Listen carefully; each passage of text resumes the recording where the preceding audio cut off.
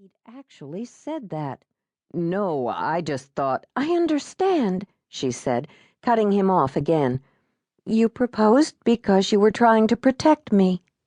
Mack studied her through narrowed eyes. "You didn't hear from David Rhodes again, did you?" "No." She shook her head emphatically. Noelle's biological father had threatened, more than once, to take the baby from Mary Jo, which Mack felt was nothing more than a bluff. But it had frightened her so badly that she'd panicked and decided to move back to Seattle, back to her brothers, who'd look after her and the baby. Afraid he was about to lose them both, Mack had suggested marriage. Mary Jo had accepted, with the stipulation that they have a 6-month engagement. That wasn't the only stipulation. She'd insisted there be no physical contact. That was when Mack had realized his mistake. Mary Jo's sole reason for moving to Cedar Cove had been to escape her domineering older brothers. In offering to marry her, Mack was doing exactly what they'd done. His motive had been to keep a close watch over her, to protect her, because he loved her, yes, but without recognizing it, he'd assumed the role her brothers had played in her life. No wonder Mary Jo had stalled their relationship. A few days after they became engaged, he noticed the shift in her attitude. No longer did she treat him as her friend. No longer could they tease and joke and affectionately kiss.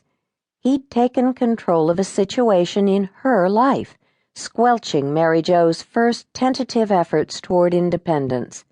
She'd said yes to his proposal, but it wasn't because she loved him. A month passed before Mack figured out what was wrong and why he had to break off the engagement. In his eagerness to be with her, to marry her, he'd nearly ruined everything. At least neither of them had mentioned the engagement to their families.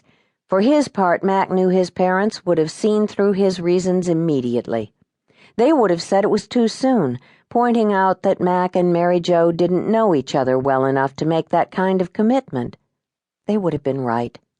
Mack had acted on impulse, his desire to protect her overcoming his better judgment.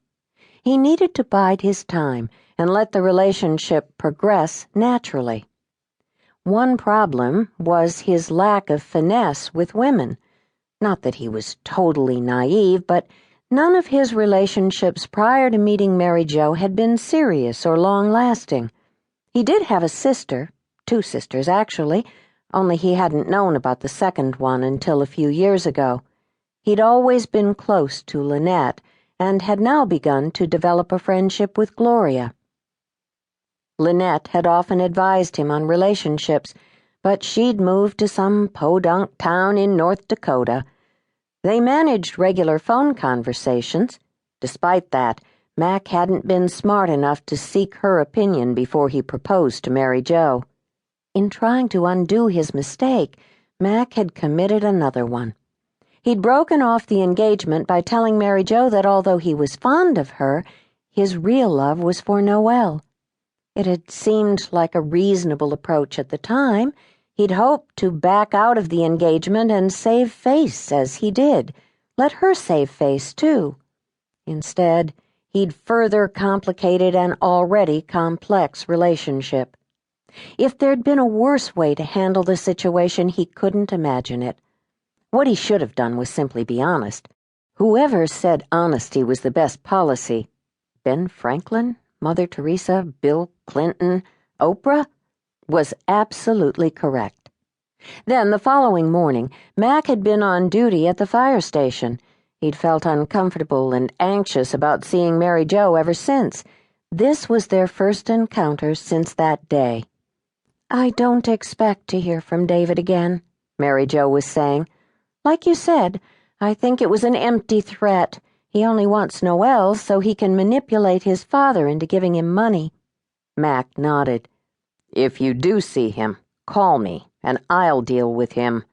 As soon as the words were out, Mack wished he could take them back. The whole point of breaking off the engagement was to let Mary Jo solve her own problems. Instead of responding, she occupied herself with rearranging Noelle's blanket. Mack rocked back.